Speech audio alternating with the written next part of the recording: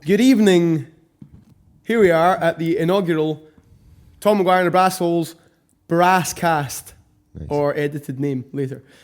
Here we're with our first guest, the wonderful Angus Munro. Here he is. Hey, That's people. him there. Hi, Internet. Cool. Here we are. Okay, Hey, I'm man. going to be asking some questions and having some discussion with Angus here. Okay, cool. First thing I want to talk about is singing, right? Singing. You are a singer, correct? I have been known to be a singer. Great. So, a spectacular singer. I would like to talk Thanks. about your particular singing style. You boast a range of 5 octaves, correct? 5 octaves on a good day. Yeah. Now, how did you achieve this, sir? I achieved this through puppetry. When I was a kid, I still do have 2 sisters, one older, one younger, and I would entertain them by doing lots of puppets. I would actually get my hand in this shape, which is apparently Ronnie James Dio did years ago. Yeah. Wow! But He claims that one, but it's not that's unanimous agreement. Yeah, on that, but he ain't knocking on my door anytime soon, and or maybe he is. And I would call it Noodle Man, and there would be 2 eyes and a mouth, and it would have a really high voice, and I would do this high voice like all the time, something like that, incessantly, like again and again, every moment of the day.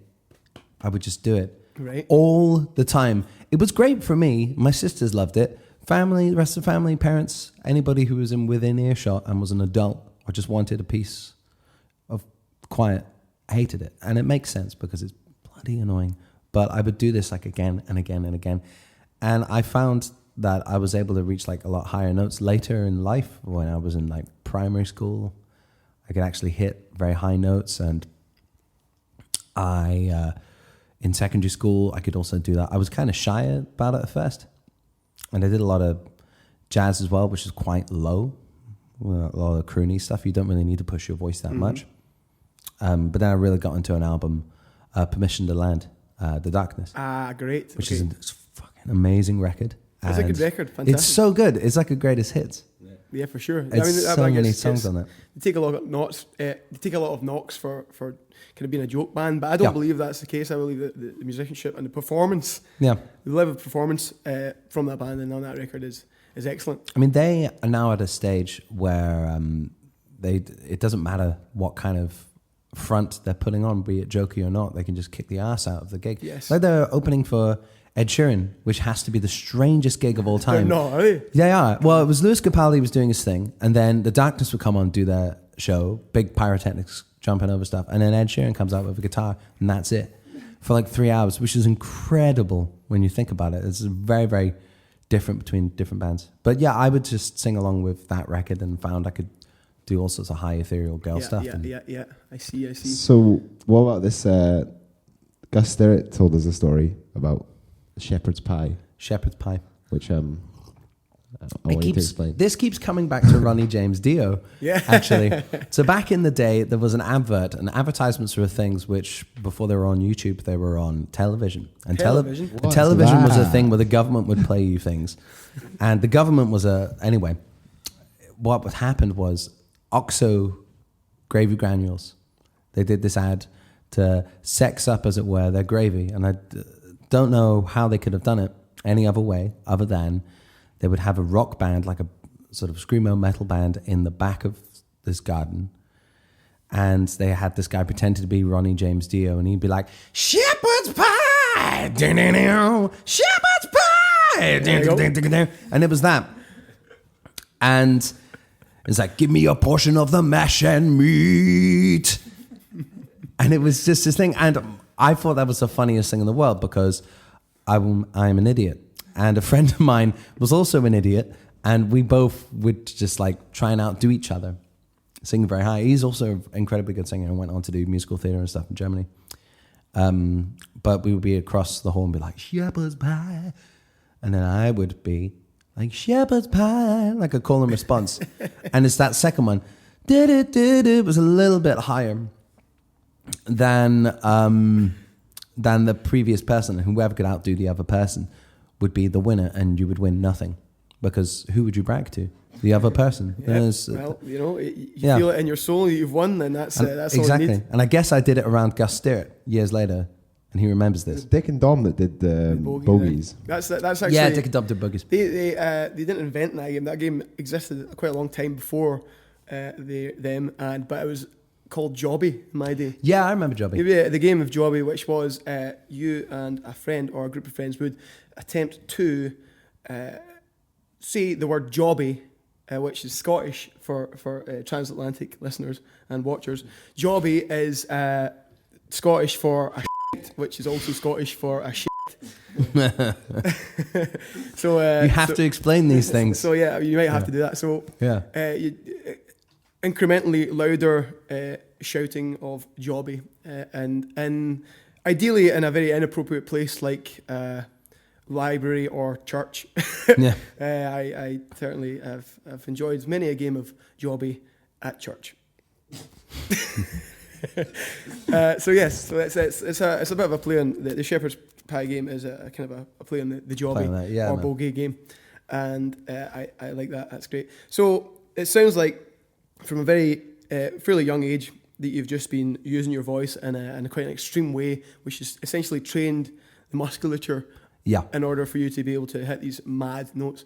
Now, that's something I find very interesting. I've only maybe in the last year or two started entertaining the notion of having proper technique in singing, and I've noticed some benefit from that, and learning that my technique used to be just shout. Yeah.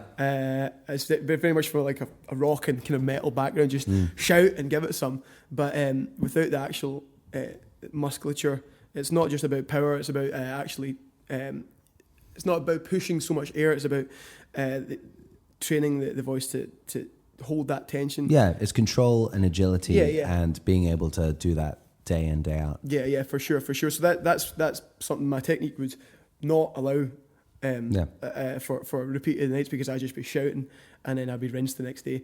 But only in the last year or two I've started examining technique, and it's quite exciting what sort of stuff that can happen. Recently, maybe in the last year or so, I've discovered the concept of the mixed voice. The mixed voice? Yeah. We mean like polyphonic? No, it's mixed voice, which is theoretically the point between the full voice and the head voice. Oh, right. So I think there's a few different passaggio, I think they also call it. This sort of point there that allows you to push into a higher range of notes. This isn't funny, this is technical and good. This is the real shit. This is real shit. So we'll do some funny stuff. Subtitle at the bottom. Passaggio or whatever. So I've discovered Skip to this 120 for the funny joke. Yeah, it's just right at the bottom. Yeah, for sure. And it allows you to hit this high stuff without sounding choir boy. You know, it's power, but also the pitch. What you're doing with that is you're pushing your diaphragm to push your voice way above your falsetto, as you're saying. So it sounds a little bit more powerful than just going la la la la la and go la la la la la and go a lot higher. Yeah. And you feel it there. It feels like someone's like smacking you in the gut. Yeah. And when you're doing that, you know it's the right thing. Like when you're saying you did, like you would just shout at the beginning. That's great for like 1 or 2 gigs, as long as you got breaks in between. Or a song, you know, like I still use it as a technique. It's a good thing to do. You can like growl and stuff. Yeah. But if you overdo it for a whole gig, you're fucked. So you have to have proper technique. Even like metal singers who are just roaring for the whole time, they're doing it with technique in order to be able to do it for gigs at a time, a whole tour at a time. But it's a case of you can't really do that without training the musculature. It's musculature. It's like sprinting. You know, you can't just start sprinting and then that's you. You're good at sprinting. Diet is important as well when you're doing that. Like making sure you've got some like veg and stuff in when you're on tour. Like like day after day, if you're eating stuff, can't just be Taco Bell every night. You got to at least have some salad in your quesadilla. Can you have Taco Bell one night? Yeah. 2 out of 5. Cheese is that cheese a vegetable? If you shape it into a parsnip, I'm sure you could get away with that. I'd be interested to know, because from a brass player's point of view. Yeah. Like when you talk about just the high range, does singing your low range help with your high range? Because I know for brass players, it's like if you want to learn how to play high, you play low, and if you want to learn how to play loud, you you practice playing quietly and just stuff. It's harder to sing quietly sometimes. I mean, a lot of people, when they go out the gate, they're just going to go, wow, and just kick stuff over. But when you're warming up and sort of repairing vocal damage, etc., you've got to do it quietly. They don't say, go in with this, like, or like, that's never full pelt. It's always just barely audible, because all you're doing is massaging vocal cords, and like if you've been singing a lot, they smack against each other all the time, they will swell, and then it will be quite tough for you to sing. Like, I've just come off a tour, and so my voice is not so great. It's not so great right now.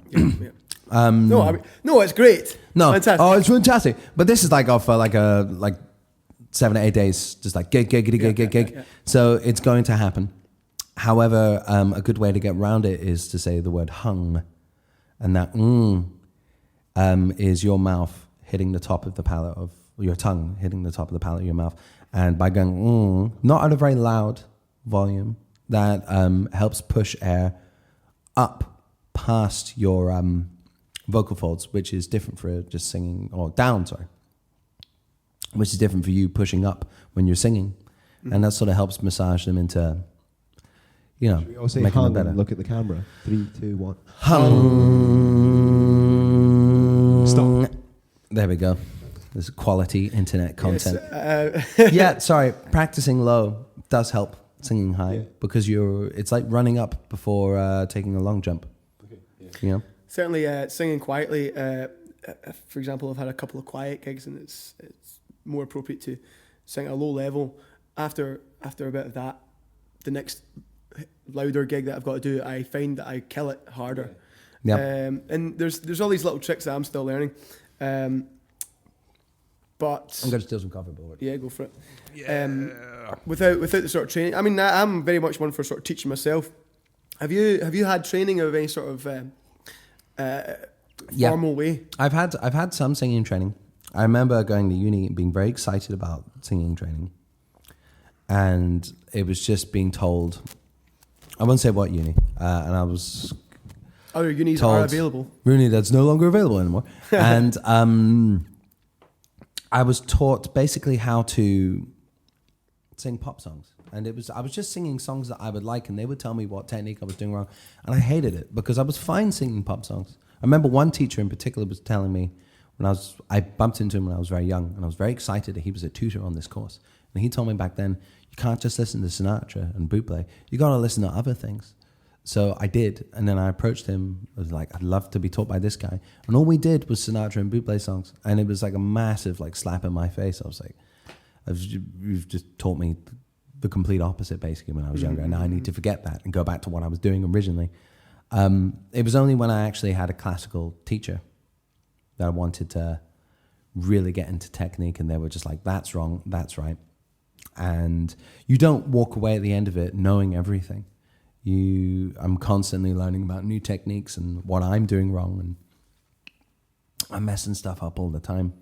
But it's just about accepting that that's always going to be the case, and every day is a school day, especially when it comes to singing, because everyone has a different idea, and there's so many people who have done really, really well that have their own techniques to others. Like, some people really like using steam machines and, not taking milk ever again, and that's stupid. You can put my name at the bottom. Angus Munro thinks it's stupid. Just a good diet, lots of water, and tons and tons of ketamine, and you'll be cut that out, and you'll be absolutely fine. Let me tell you about my steamer story. Oh, cool. Oh, you got that. Hey, everyone's got a steamer story. So I do use like a sort of a steaming device to basically hydrate the voice. I don't know. I'd say there's maybe some value in it, but there's no right or wrong answer. No, for sure. But once, many moons ago, I met a friend in the park, and I knew she was a jazz singer and was trained in some way. And I'd been suffering for a few gigs and struggling to, do a couple of heavy gigs and survive and still have a voice the next day. So I was asking her for tips. She said, "So are you steaming?" I said, "Yeah, most of the time I'm pretty steaming." Actually, no, that's not what I meant. That's great. Yeah, so that was it. So it's the whole other end of the spectrum there. So yeah, good. Okay, one more thing I want to talk about or ask about with regards to singing is, do you have access to a whistle register? No. No.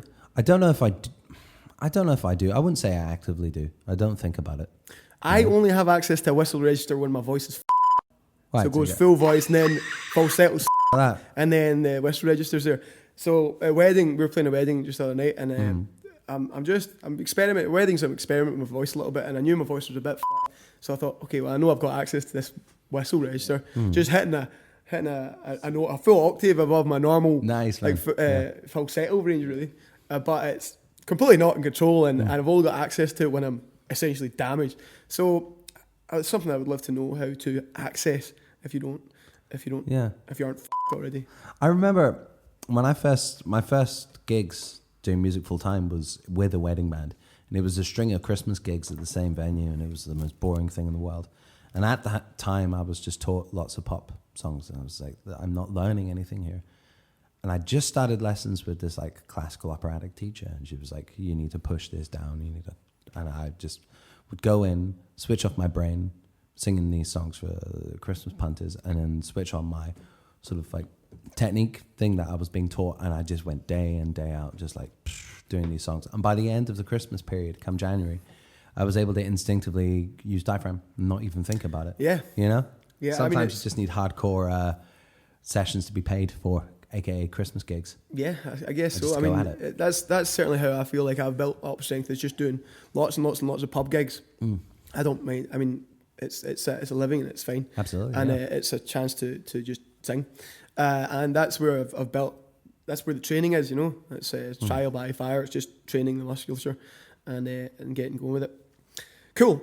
All right. So we're going to pass you over to Mateusz with the weather. What's the weather like, Mateusz? It's cloudy with a chance of sandstorm.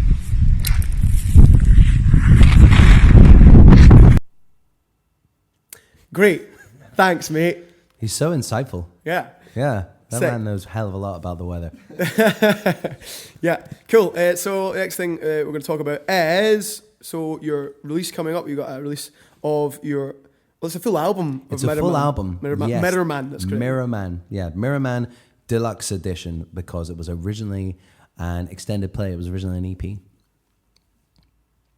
That's that. And it's coming out on vinyl and maybe CD and downloads and different things. I'm incredibly excited about it. I look forward to purchasing it on big black disc. The big old black disc. Yes. Yeah, the video for the Mirror Man is really cool. Yeah, thanks. I worked with a group called Loud Company, or Loud. They originally, I think they worked with Loud Poets. It was like an Edinburgh-based slam poetry thing, and they also do Loud comedy and stuff. And the director, Perry Johnson, and Kevin McLean as well, we basically shot the shit talking about a cool idea to do. And I had thought of this fun idea of sort of, I wanted to draw on a mirror. And he was like, well, why not just use a sheet of glass? And we will just hold it up in some way and you can write stuff on it. And we're like, brilliant. So it was real squeaky bum time trying to get everything. That's a real saying. I swear it is. I've heard you say it. Yeah. It's a real saying. I might bring it into my lexicon if that's okay. I still don't even know what it means. I'm not sure. It's squeaky bum time. And it was like the day before, director calls me and is like, look, I don't know actually how to put this thing up and hold it. And I have no equipment. Would you mind if I did some research and like tacked it onto the invoice? I was like, fuck. Okay, fine. And so we came up with this ingenious idea of like getting like camera stands and then clamps and then like a mouse pad to be cut up and some like fixtures, iron fixtures, just to hold the glass together without breaking it. And it worked. And we had this whole storyboard of what it was going to be. And it all went down the toilet as we were doing the shoot when we had like an hour and a half left. And Perry was like, yeah, just come up with some fun stuff. Just, spitball it. And so we did. And that's most of the stuff that's on the video. Mm-hmm. And it was just so much fun to do, but it was so problematic right up until the last minute. Yeah. You know? I do know. I've experienced such things like, this is not going to work. Yeah. This is not working. Yeah, you guys have crazy videos. Yeah, well, I mean, thank you. Like Ballad of the Sick Boy is like an epic. Yeah, it is an epic. And then Ric Flair is just as perfectly timed long shot. That's exactly what you just described about the Mirrorman video. Was definitely how I was feeling with Ric Flair up until the very last moment. Yeah. We were still thinking, is this like crap? Actually gonna work. I don't think, is this rubbish or is this good? I was really panicking about that for Mirrorman because I'd bought this sheet of glass, and it was getting cut for me, and I just had it, and it didn't have any bubble wrap, and I was like, okay, just get my scarf and like hold the thing, and I was like, okay, I need to be at the venue in like 10 minutes, getting in a taxi. And the taxi's like going over bumps and stuff in Edinburgh where I live, and it's bumpy as hell because we just build on top of the dead bodies of the poor. And well, it's not our poor. It's not our poor. It's the thousands of years poor. And I was worried that the glass was going to crack the entire time. And then I was told it was on like the 4th floor and there was no elevator. And so I just had to just walk up this thing, and then we weren't even sure if once it was being held, if it was going to start cracking as soon as I started using the chalk marker. I see. And so, yeah, it ended up working out. But yeah, it's that, I guess it's just all about having faith in the project and just throwing all caution to the wind when it comes to a good idea. Just like, don't worry about it being crap. If it is, it'll be a laugh. And if it isn't, then you've won. So definitely. And maybe that's what Squeaky Bum Time is. That's Squeaky Bum Time. There you go. There's a definition for you, ladies and gentlemen. Squeaky Bum Time. So you're releasing that on deluxe, a deluxe package. It's going to be in vinyl, and you're releasing that on the 27th of May, is that correct? Yes, it comes out on the 27th of May, and I've got an album launch party at the Blue Arrow on the 29th of May, and that's going to be a lot of fun because I have my full band with me and lots of backing singers and lots of crazy instruments and stuff. And I've got Katie Doyle, I've got her band Kitty opening as well, and so that's going to be really, really fun. But yeah, I've spent a long time getting the vinyl together, like most people do. But I wanted to make the record what it was because it was something that my dad and I would always bond with. And I wanted to have a record to be like, look, Daddy, I've got a record. And I never really got the chance to do that because it's expensive. And we were turned down for funding many a time because I wasn't really anybody then. Not really anybody now, but I've got a couple more credits to my name. And so back then the money wasn't there, and so I just saved up like crap after the record came out. And then, yeah, someone saw me at a gig. Stuff started happening. More people saw me at the gigs. More stuff started happening, and I wanted to make the album itself. I have lots of ideas for records, but I wanted to complete that record, which is why it's now tacked on with some extra songs, and it's been remastered and remixed, and it's got some gorgeous artwork on the front and the back. It's nice and glossy. Yeah, it looks lovely, yeah. There's something about having that plan and that project and seeing it through to completion and having it in your hands at the end that's it definitely feels so fulfilling and so like, yes, this is... Yeah, I've completed the task. I've made something. It's meaningful and I can move on from it. Yeah. I was playing the test pressing the other day and it sounds so warm. And I was so happy with it, man. I'm super stoked. Yeah, I'm also stoked. Remember to put your barcodes on your vinyls. Yeah, because so you don't have to buy 500 stickers and do it yourself. Yeah, well, I ain't got no barcodes on mine, but I'm just... You'll have to buy some stickers then. We'll help you with the stickers. Please do. Well, I'm doing it through Bandcamp and through shows, and I think I'm going to stick to those until the demand gets more. Yeah. And then next pressing, perhaps, well, probably barcodes. Yeah. Although, I mean, it's hard to manage all these things. I personally find it quite difficult to manage all the kind of behind the scenes administrative stuff. Yeah. Still have time to try and make some art or try and even play or try and express myself in that sort of way. I'm sort of struggling to find that balance. How do you find that kind of area of the business? I'm awful at admin. I'm really bad. And I used to find myself having long stretches of doing the admin and then long stretches of doing the creative stuff. And then each side, which was being neglected, would be neglected hard. So I've started having sort of like week-long plannings, like making notes is like this week, I'm going to get these things done. And every week I do a little bit of songwriting, be it for an hour or two, and if I thank you very much, Major D. And easy, Tiger. Easy. And I try and do a bit of writing all the time. I like to to make notes on just like topics and stuff which I find interesting. I also have like a phone and voice memos on my phone, and I just sing little lines or melodies and chase those up. Yeah. And when I'm songwriting, I put on a shirt and a tie and I sit down, because it's like going in the office. I have to get myself. Yeah, in the actually, zone. I have to literally. do it. Yeah, I have to do it. Otherwise, I feel too tired. It's like not having a shower in the morning. I see. You know, that's. I find putting my shoes on when I wake up, after putting my clothes on, and after having a shower. Yeah. No, just putting the shoes on and that's it.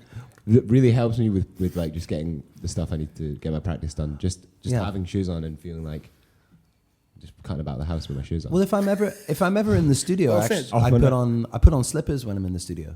Yeah. Because it just makes me a little bit more chill when I'm taking solos and stuff. Yeah. Okay, let's talk about studio in a little minute. But first of all, we're going to hand you over to Josh Alcock with the sport.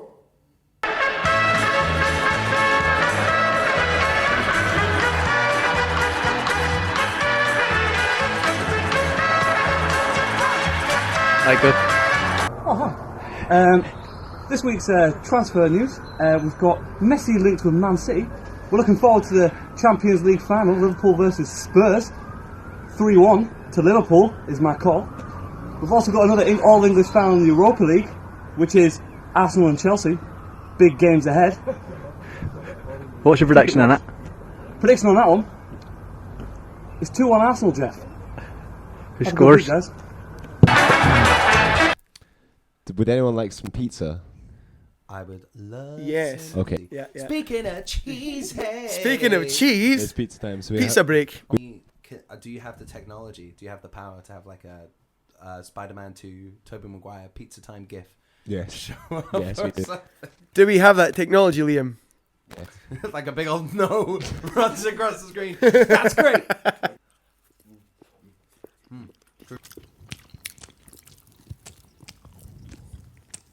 Do you put hot sauce on pizza?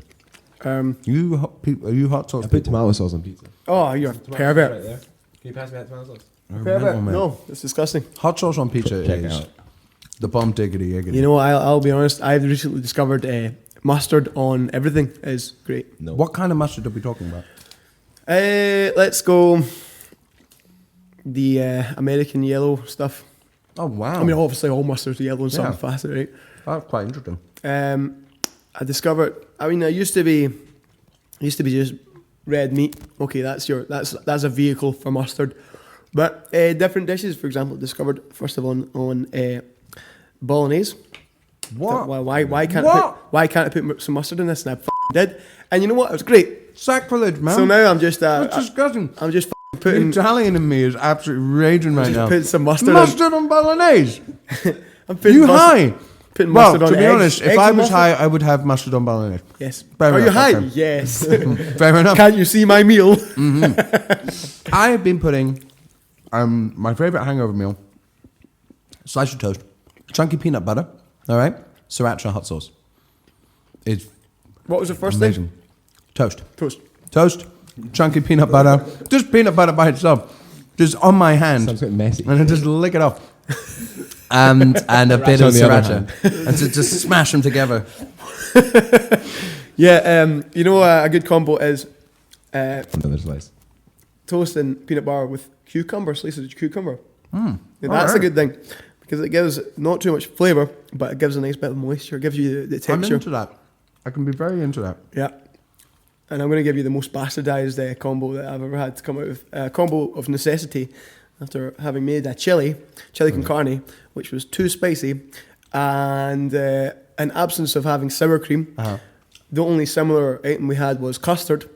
Custard in the fucking chili. What's wrong with you? It's good. That's horrible. No, it's not. That's no. Now what custard? Okay, what custard are we talking about? Like ambrosia custard from a carton. Dude, ambrosia is like heaven. You don't mix that. That's insane. It's like ordering chili and putting custard in it. You don't do that. That's exactly what it's like, sir. Disgusting. I've got a question for you, Angus. Okay. Should we? What was your- what should was- we wrap these pizzas up? No. Okay. what was your Janny like at school? My Janny. Yeah. What, my janitor? Your janitor. My janitor at school. I don't know. Very important question. He lived down in the basement. We didn't know about a janitor for years. I don't know. Why'd you ask? Do you have like a particularly good Janny high school story? Well, my Janny was called Janny McKinnon. He was pretty cool. Just like a really old Scottish dude.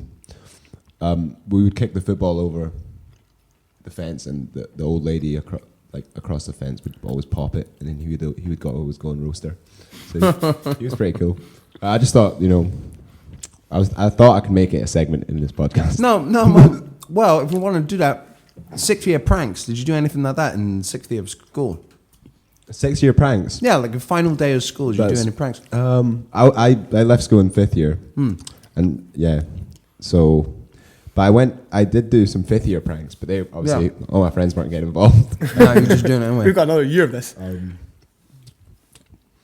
No, I can't really remember. Like one of the best ones was a year before mine, and they drew like chalk outlines of like people on, and as if they've been murdered, and taped off parts of the school. I was like, there's been a murder here. Oh yeah, some people like climbed up on the roof naked and stayed all night. My sister's year, we kind of lived in a slightly rural bit of Dumfries. Well, behind the school was like lots of farms and stuff. And my sister's someone in my sister, I can't remember what, but someone in my sister's year had chickens, and on the last day brought 3 chickens to school and drew on them, or like, I don't know if you spray paint chickens, but and drew on them 1, 2, and 4. Yeah, that happened at my school. Maybe that's a myth. It genuinely happened.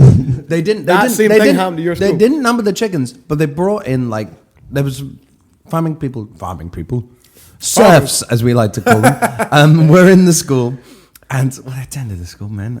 Why am I making this West? And they had chickens, and they brought them in, and they kept them under the.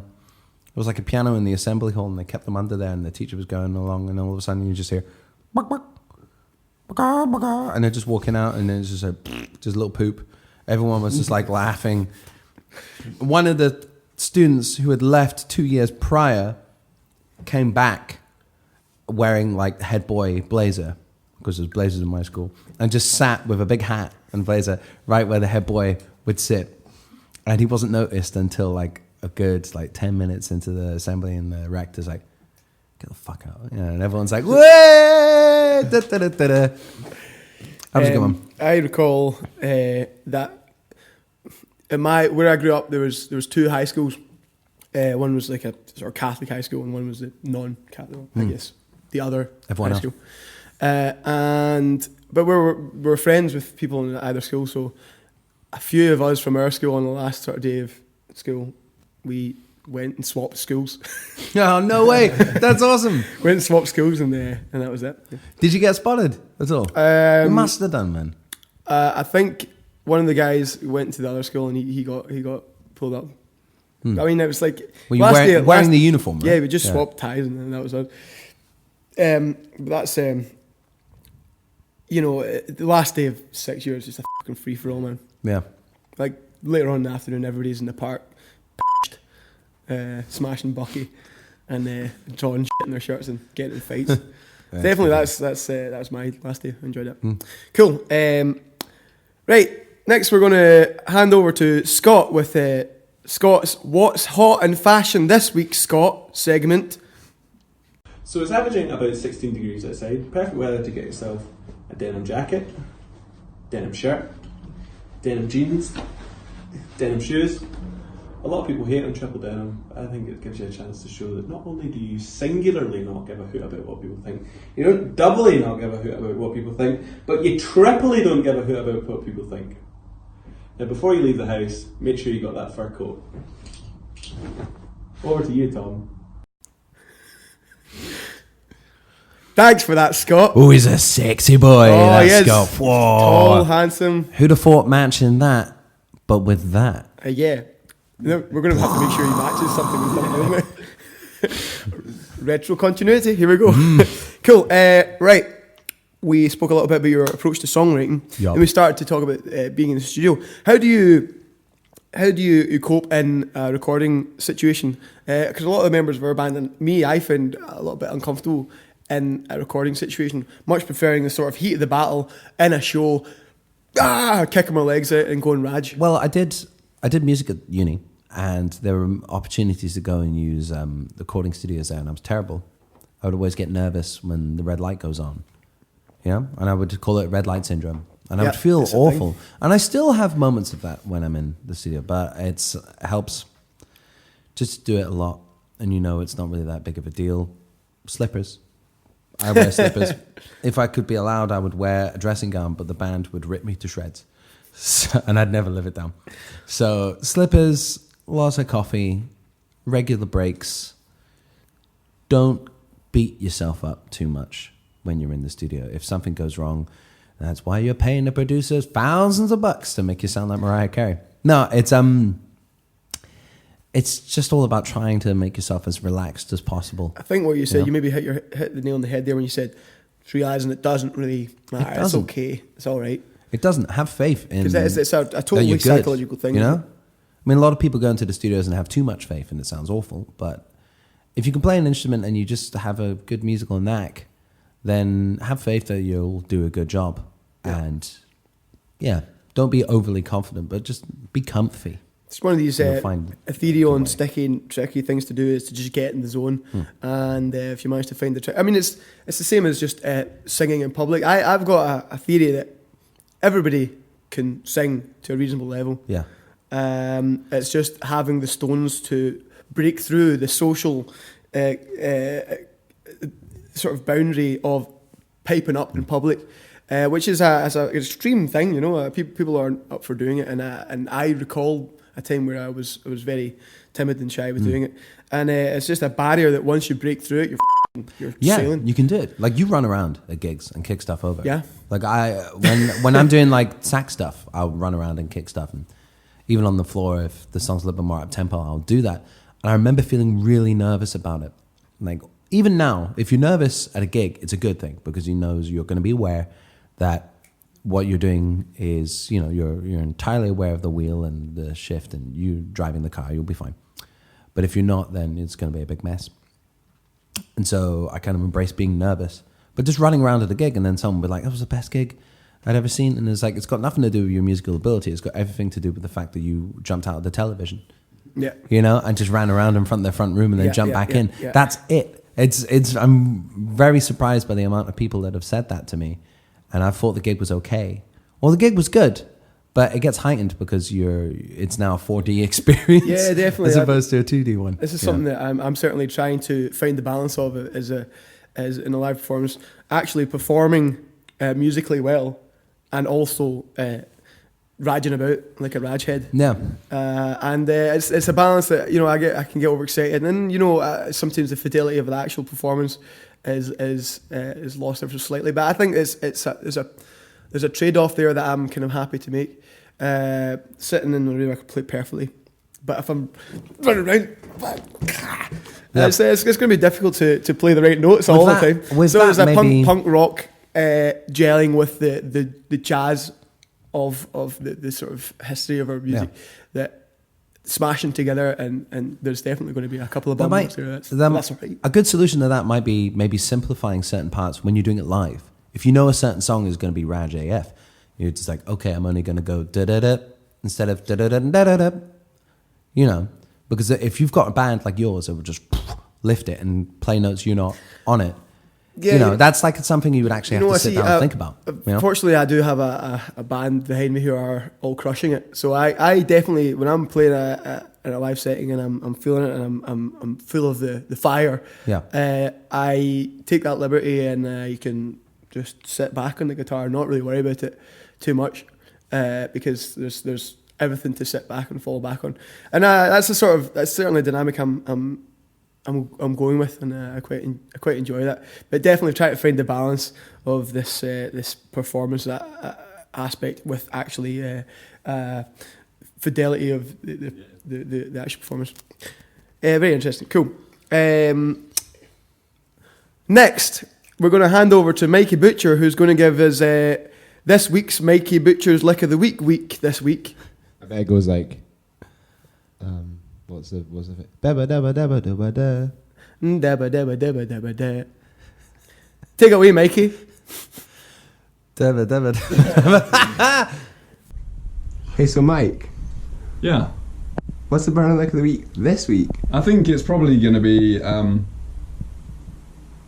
this one.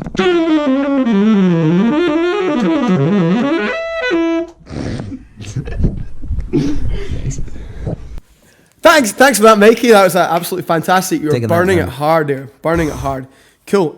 So let's move on here to you've been on tour, but Yeah. you're going on tour with your own project. Yes, Soon. I'm doing Stagnated Dates. Stagnated Dates. My favorite band in high school. I'm doing Stagnated Dates across the UK. Let's see if I remember this right. So, does this come out before the 25th of April? Yeah, baby. I'm playing the Voodoo Rooms in Edinburgh with the band. That's Thursday, the 25th of April. On the 29th of May, I'm playing Glasgow at the Blue Arrow. That's a Wednesday. Kitty's going to be opening. That's with the full band too. On the 17th of May, I'm down in London and I'm playing the Dublin Castle. I believe as well, let's see if I get this right. On the 17th of June, I'm playing the Half Moon in Putney in London. I'm also on the 20th of June, I am in Brighton playing the Latest Music Bar. That's solo. I'm also going to be playing, for you German listeners out there, I'm going to be playing Garmisch-Partenkirchen, which is very south of Germany. Garmisch-Partenkirchen. Yeah, Garmisch-Partenkirchen. Are you genuinely? Yeah. Genuinely serious? Garmisch-Partenkirchen? Gapa. Yeah, Garmisch-Partenkirchen. Yeah, oh man, I I didn't know. Yeah, spreche keine Deutsch. My cousin's from there. Oh, man. Hans McGuire. Yeah. Hans McGuire. Whatever. Yeah, 18th of July, I'm playing Garmisch-Partenkirchen, a festival in south of Germany. And then on the 10th of November, I'm playing A Cappella Theatre in Cardiff, in Pentrich. I've always wanted to play Wales for some reason. So Grand, that sounds great. So, Cool. yeah, I'm going to quickly run down them again. So we can just be like, beep, beep, beep, We'll beep, speed beep. it up and post. Yeah, speed that up again. So it's 25th of April, Edinburgh Voodoo Rooms. 29th of May, the Blue Arrow in Glasgow. There's a full band one. 17th of May, I'm going to be at the Dublin Castle in London. I'm also playing Putney in July. And I'm also going to be playing Germany on the 18th of July. And I'm also going to be playing, this is a very important one, by the way, because I can now announce it, the Edinburgh Fringe. I have a solo show at the Edinburgh Fringe with a full band at the Jazz Bar. And that is on Tuesday, the 20th of August. It's only one show. And it's going to be the loudest, craziest show that I can legally get away with. Great. And you can get tickets for that at the Edinburgh Fringe's website. And all the other things on my website. Fantastic. Great. Now, I think we've had a very nice afternoon, haven't we? It's been lovely. Yes, we've talked about some things. We've had some pizza, drank some we should. coffee. And that's a wrap for the first episode of Tom McGuire's Brasshole Asscast. And Tom McCast and the Brassholes. Yes, exactly. Somehow. So thank you very much for joining us.